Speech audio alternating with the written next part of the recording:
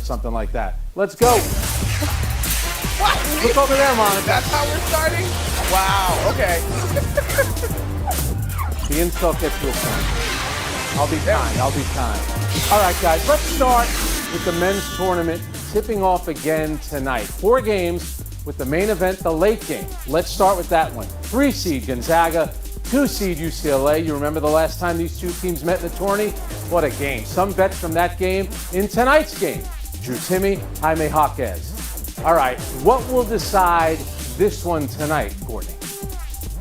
Transition play. You've got the 2 best teams in transition from the first weekend of the tournament. Both scored 41 points in transition. And this is payback time for UCLA. You just showed the highlights there, Frank, of the Final Four matchup that went to overtime 2 years ago. UCLA has been led by Amari Bailey in the absence of Jalen Clark, who they lost in March due to an injury. And injuries have been a concern for UCLA, but Bailey averaging 17 points in the last 5 games without Clark on 57% shooting. And this team outscoring its opponents big time on the fast break points the first weekend of the tournament, 41-7. I like UCLA's chances in this one. Izzy, we got a classic game the last time they met in the tournament. Is that going to happen tonight?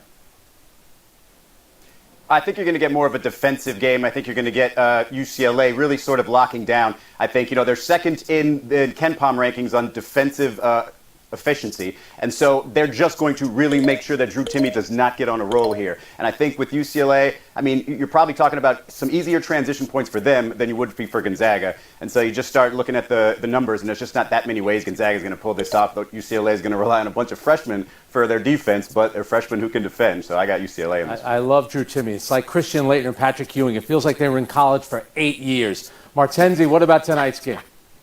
Oh, Drew Timme, who I like to call the Perry Ellis 4-year All-Star. It's the number 1 offense in the country going up against a top 10 defense with UCLA. Courtney already mentioned they get out on the fast break, but that's precipitated by them forcing turnovers. So they're outscoring their opponents 45-20 off of turnovers. So if they can do that, then I think UCLA can win. All right, Monica, we've been waiting. What do you got for tonight?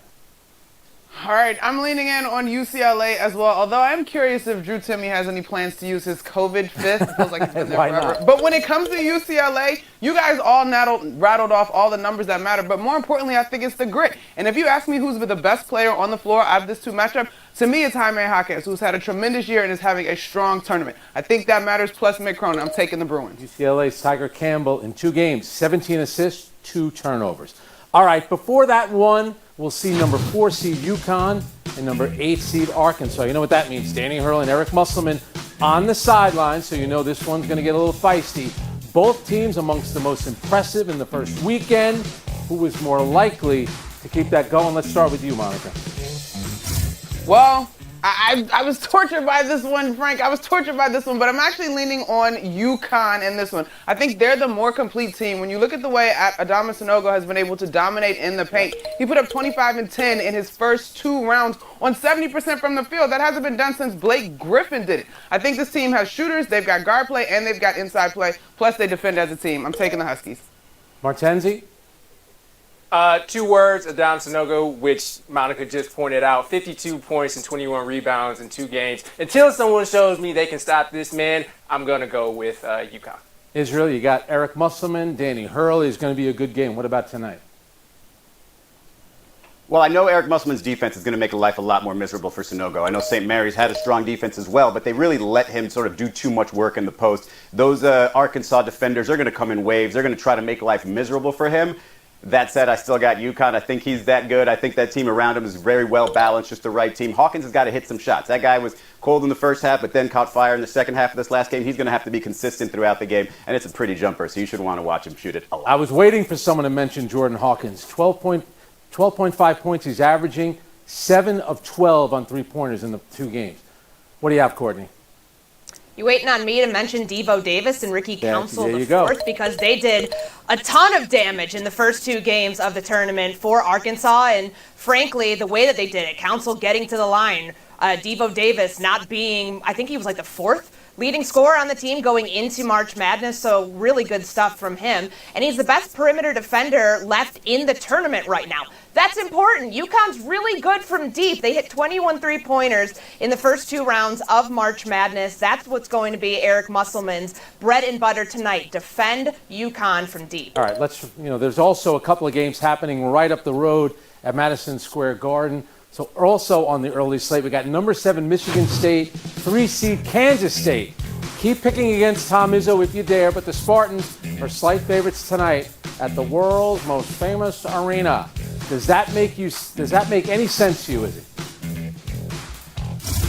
No, not really. By the way, I was doing a show the other day, and somebody accidentally called me Izzo, and I think I like it. I think that's the next the next move, the next evolution of my nickname. Izzy. So if I ever get super animated, call me Izzo. But look, as much as I want to be named Izzo, and I think you can't really pick against him in March, I'm going to pick against him because I've just fallen in love with Marquise Noel. I mean, he's 5'8", or as Calipari will call him, the little guy. 5'8", just such a great passer. And Michigan State's going to try to make life miserable for him as well, right? Try to see traps and everything else. He can just get around that and make it a 4-on-3 and, dish out a bunch of assists. He had 14 in the first game, 9 in the second. So much fun to watch. I think he's going to probably do enough to beat Michigan State. Martenzi? I'm a fan of Marquise Noel as well. He's shooting 43% from 3 in the tournament so far. Compare that to Michigan State, who during the season shot over 40%, is now shooting 23%. I don't want to go against my Anscape teammate Kelly Carter, but unfortunately, I got to go with K-State. Monica?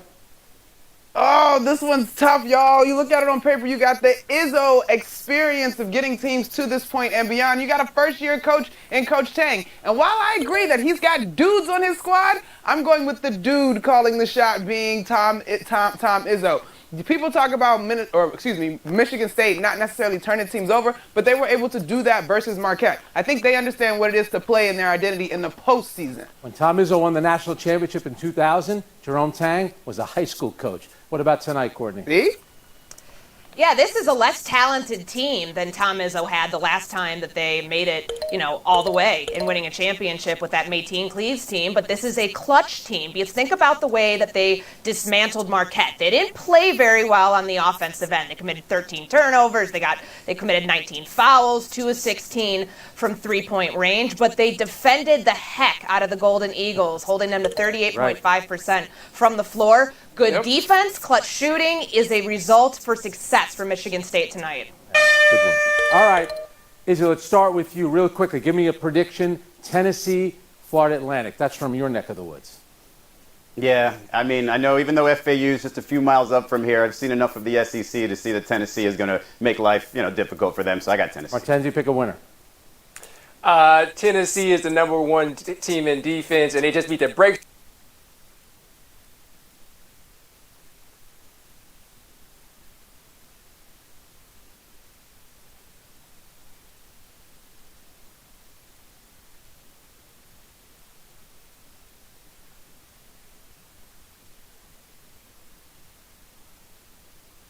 Game.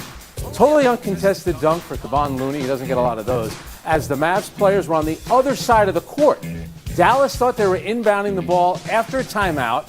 Mark Cuban, of course, he's incensed. He took to Twitter to explain and tell everyone that the team would be filing a protest of the game, which ended up in a 2-point road win for the Warriors. Here's a quote from Mark Cuban. The ref called Mavs ball. The announcer announced it. Then there was a timeout. During the timeout, the official changed the call, never said a word to us.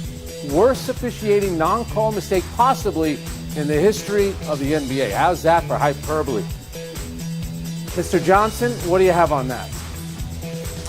I think the Cuban and the Mavs might have a leg to stand on. Really? With this. It might be a hyperextended knee. Right, it might be a sprained ankle, but they have a little bit of something to stand on here. It was confusing for me watching it. The referee signaled one way, then signaled the other. But this was in the third quarter. They still had another quarter to play. And Luka Doncic at the end of the game is doing this towards the refs. Sir, you were the reason why Steph Curry got the game-stealing layup at the end of the game. You're doing this. The commissioner should be calling you about that. Monica, Dallas, do they have a legitimate beef here? I kind of hate these ref stories have come to the forefront of our consumption of NBA. Not really. To me, there was some confusion, but I think it was confusion on all parties involved. And honestly, just because the announcer says something over the PA doesn't make it the thing that's actually happening. But beyond that, from a basketball standpoint, if I'm Dallas and I thought it was my ball, why isn't your inbound guy standing next to the referee? Like, there's way too much space. Thank you. Why weren't they standing near the ball? Why was everybody at one side of the court? Courtney?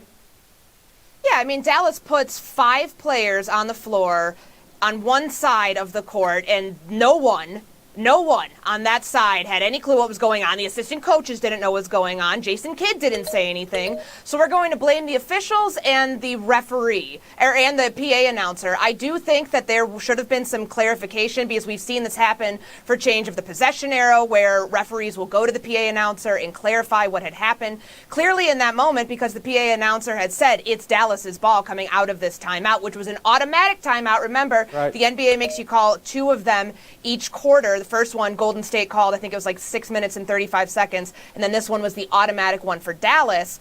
There's just a whole lot of confusion here. Frankly, this wasn't going to change the outcome of the game. Dallas is tumbling, and they are panicking right now. They need a defensive presence. They keep trotting Dwight Powell out there every night. I can go on and on about this. This is not the play that cost them the game. Their own ineptitude cost them this game. Well, Izzy, the Warriors clearly knew it was their ball. Why would 5 guys be at that end of the court? It's not like Steve Kerr is going to put on a full court press. They knew. It's the Mavs' fault for not knowing, right?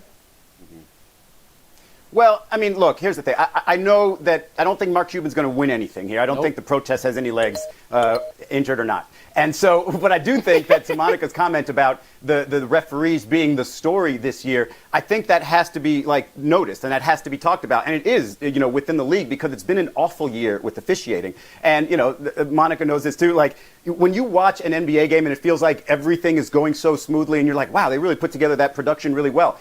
It's the same thing with the NBA. Like, any little mistake, you notice it because they're so good in the past. So these crews, when you look at these teams on different sides of the floor, it should just be, hold on, something's off here. Let's discuss this. And then, okay, one of us were misunderstood. Here's the ruling. Let's move on. So I do think that there's plenty of reason to be upset with the referees because they have been awful, but you kind of have to pick your battles. And this was probably not the best one to protest an entire game. Mark Cuban said the ref said Mavs ball. No, he did not. He said Warriors ball, pointed to the timeout, say their timeout. Then when Kevon Looney wanted clarification, he said, yes, Warriors ball. All right, coming up in Buy or Sell, we got more ref beat. Oh, no. Beef. Monty Williams and the Suns not happy with how things went. Welcome back to Around the Horn, coming to you from the Seaport. Brought to you by Grey Goose. Buy or Sell and more frustration with NBA refs. Monty Williams upset at the Suns-Lakers free throw disparity last night. That's a huge disparity. 46 free throws. And I'll say it again, 46-20. That's it. That's all I got to say.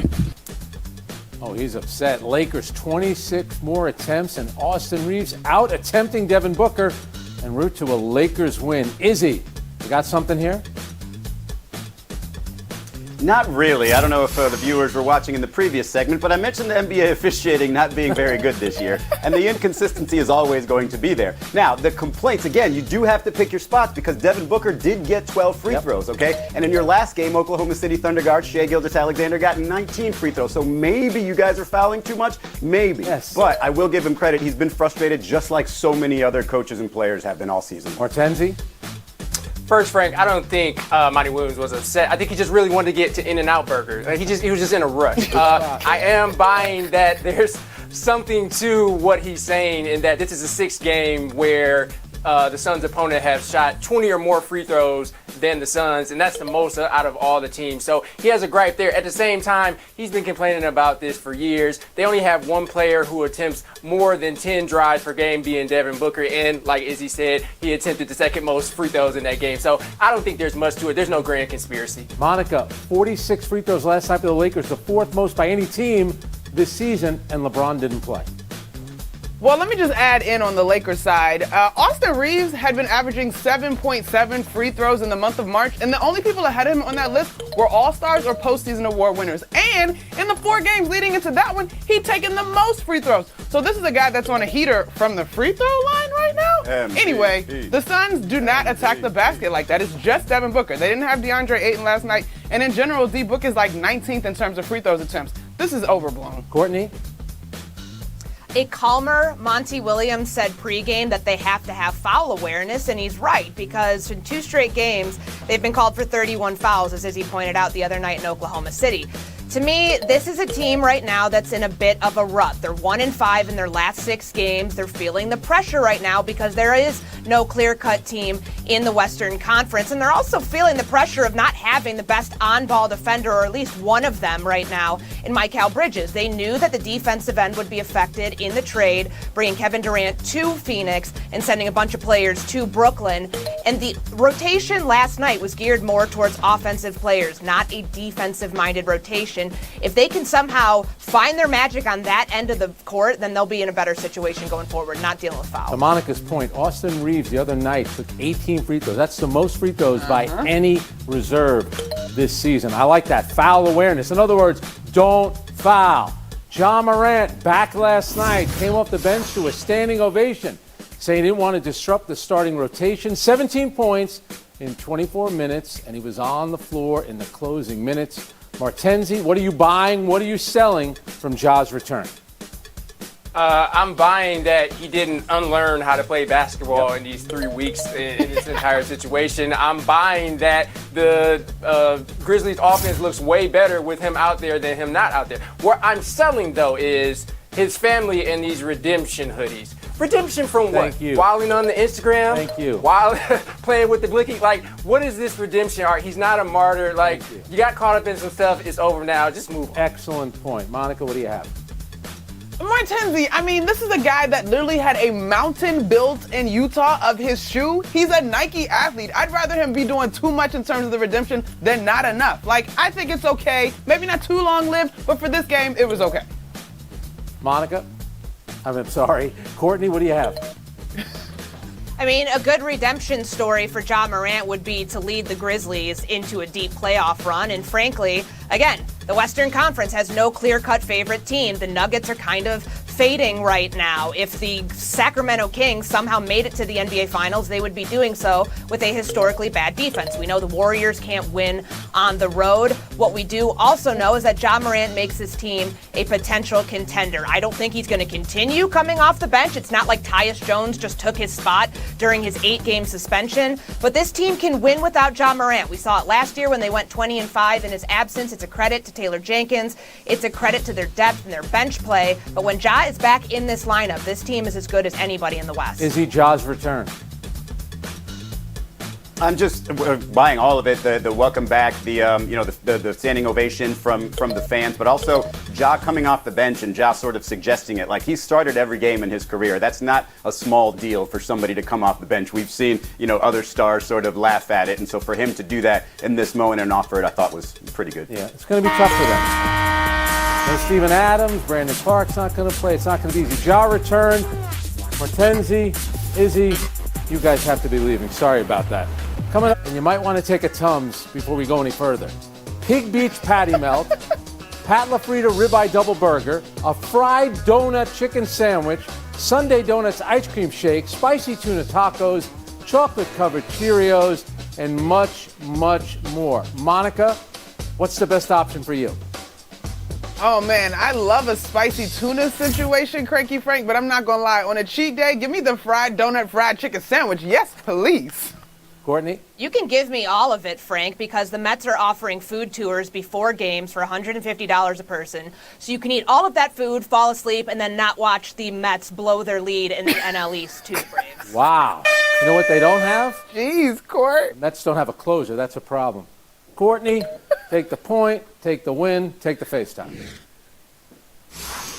NFL tight end Foster Moreau does not have a new home in free agency, but he did find out some information that could save his life. On a free agent visit to the New Orleans Saints, it was discovered by team officials, medical officials in New Orleans, that Foster Moreau has Hodgkin's lymphoma. So the 25-year-old tweeting that he is stepping away from the game of football and about to endure the fight of his life against cancer. Well said, Courtney. Karis LeVert, when he got traded from the Nets to the Indiana Pacers, they found a growth on his kidney. thankfully, and he's doing well now. Good job, everyone. All right, thanks for coming around. Believe it or not, we're on a 23-and-a-half-hour break. Tomorrow, we're going to be on ESPN2. We'll see you there. I'll try to be twice as good